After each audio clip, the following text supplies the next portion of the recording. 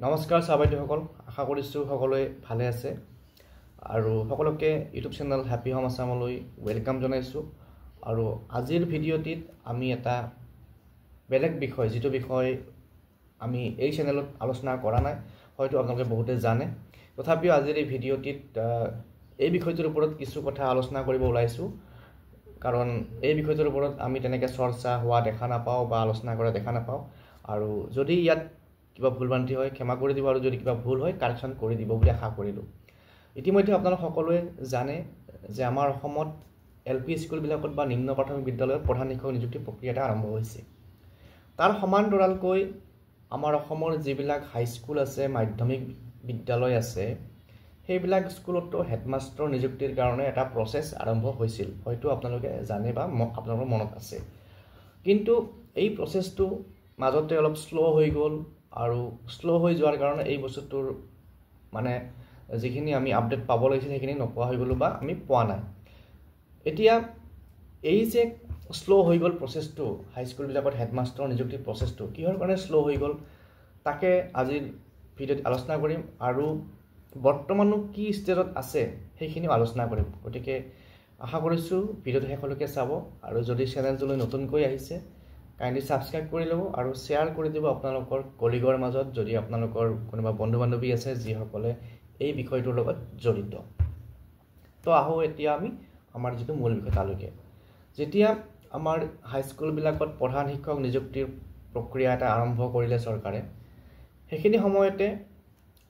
একাংশ শিক্ষকে ন্যায়ালয়ৰ ওচৰলৈ গ'ল, আৰু সেইখিনি টিচাৰ হৈছে আমাৰ কিছুমান স্কুল, আপোনালোকে সকলোৱে জানে স্কুল এমালগামেশ্যনটো হৈয়ে থাকে। তো আমাৰ অসমৰ কিছুমান স্কুল, সেই স্কুলবিলাক হৈছে কোনোবা MV স্কুল বা কোনোবা ME স্কুল। তো সেই স্কুলবিলাক, যিবিলাক স্কুল কোনোবা হাইস্কুলৰ লগত কোনোবা হাই ছেকেণ্ডেৰীৰ লগত আমালগামেশ্যন কৰা হ'ল, সংলগ্ন কৰা হ'ল তেওঁলোকক, তাতে যিখিনি অৰ্থাৎ সেই ME স্কুল বা MV স্কুলৰ যিখিনি science teacher, science graduate teacher আছিল, তেওঁলোকেও যাতে এই হেডমাষ্টৰ নিযুক্তি প্ৰক্ৰিয়াত অংশগ্ৰহণ কৰিব পাৰে, তাৰ কাৰণে তেওঁলোকে ন্যায়ালয়লৈ গৈছিল বা কোৰ্টত তেওঁলোকে আপিল কৰিছিল, বা তেওঁলোকৰ সমস্যাটো কোৰ্টত প্লেচ কৰিছিল যাতে তেওঁলোকেও হেডমাষ্টৰ নিযুক্তি প্ৰক্ৰিয়াত অংশগ্ৰহণ কৰিব পাৰে। তাৰপিছত সেইটো কাৰণে এই প্ৰচেছটো অলপ শ্ল' হৈ গ'ল, আৰু তাৰপিছত চৰকাৰে কি কৰিলে যে এই বিষয়টোৰ ওপৰত এখন মানে সংশোধনী আনিলে, যিখন আমাৰ আইন আছে, আৰু আইনখন হৈছে আমাৰ Assam secondary education provincial schools service amendment rules. আৰু 2025ত যিখিনি মডিফিকেশ্যন আনিলে, আৰু সেই মডিফিকেশ্যন মতে এতিয়া আমালগেমেটেড ME স্কুলবিলাকৰ যিখিনি ছায়েন্স টিচাৰ আছে, তেওঁলোকেও এতিয়া এই হেডমাষ্টৰ পষ্টৰ কাৰণে এপ্লাই কৰিব পাৰিব, যদিহে তেওঁলোকৰ বাকীখিনি ক্ৰাইটেৰিয়া ফুলফিল হয়, বা বাকীখিনি যিখিনি ক্ৰাইটেৰিয়া তেওঁলোকক হেডমাষ্টৰ ছিলেকশ্যনৰ কাৰণে দৰকাৰ হয় সেইখিনি যদি তেওঁলোকৰ থাকে। আৰু এইখিনি কথা মই কোৱা কথা নহয়, মই এই বিষয়টোৰ ওপৰত এটা নিউজ এটা আজি দেখা পাইছিলোঁ, আৰু আচলতে আগতেও দেখিছিলোঁ যদি গুৰুত্ব দিয়া নাছিলোঁ, কিন্তু আজি হঠাৎ চকুত পৰিল কাৰণে মই আপোনালোকৰ লগত শ্বেয়াৰ কৰিব ওলাইছোঁ। গতিকে ইয়াত যিখিনি কথা আছে সেইখিনিয়ে মই আপোনালোকক ক'লোঁ, কাৰণ হাইস্কুলবিলাকতো হেডমাষ্টৰ নিযুক্তি দিব বুলি আমি শুনি আছিলোঁ। কাৰণ কিয়,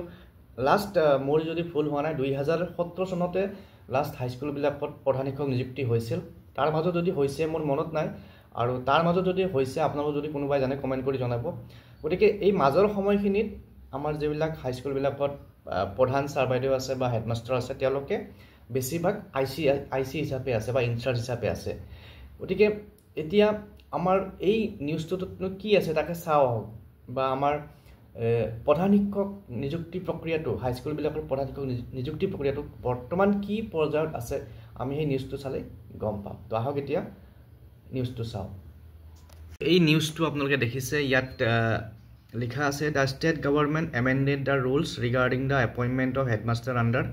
Assam secondary education provincial school service rule 2018 in case of amalgamated high school or high secondary school where middle school or MV school has been amalgamated, The amended rules stipulate that assistant headmaster or ex officio vice principal,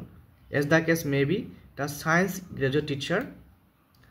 shall be eligible for selection to the post of headmaster subject to certain condition. অর্থাৎ যিখিনি আমাৰ amalgamated higher secondary school বা high schoolৰ যিখিনি MB স্কুলৰ পৰা আহা science graduate teacher আছে তেওঁলোকেও হেডমাষ্টাৰ সিলেকশন এতিয়া পাৰ্টিসিপেট কৰিব পাৰিব আৰু এই সম্পৰ্কত চৰকাৰে এখন নোটিফিকেশন ইস্যু কৰিছে তো ইয়াত দেখিছে the state government issued a notification in the gazette which stated that the government has made following rules further to amend Assam secondary education provincialized service rules. তাৰ পিছত আৰু ইয়াতে এটা কথা লিখিছে যে in case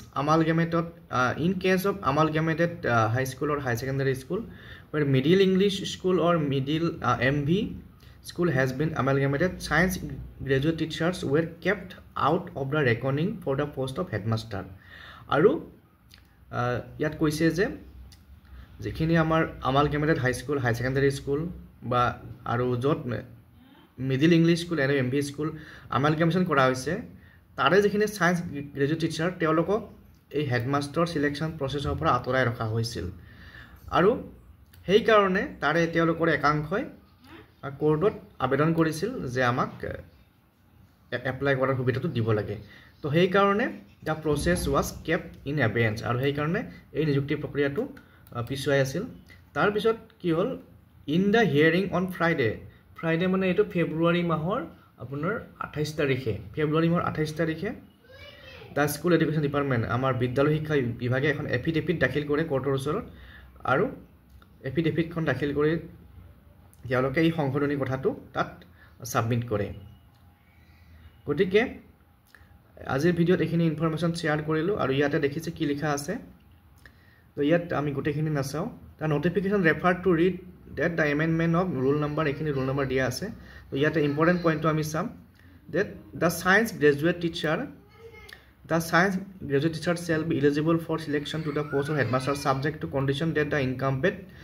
incumbent should have teaching experience as graduate teacher for a continuous period of at least 15 years including period of service in the erstwhile middle English school or MB school অর্থাৎ যিখিনি আমাৰ MB স্কুলৰ পৰা আহা science graduate teacher আছে তেওঁলোকৰ 15 years teaching experience থাকিব লাগিব আৰু তেতিয়া হলে তেওঁলোকে এই হেডমাষ্টাৰ সিলেকশন প্ৰসেছত পাৰ্টিসিপেট কৰিব লাগিব গতিকে আজিৰ ভিডিঅ'ত এইখিনি ইনফৰমেশ্যন শ্বেয়াৰ কৰিলোঁ নেক্সট এই বিষয়টোৰ লগত জড়িত আৰু কিছু কথা যদি পাৰো আমি আলোচনা কৰিম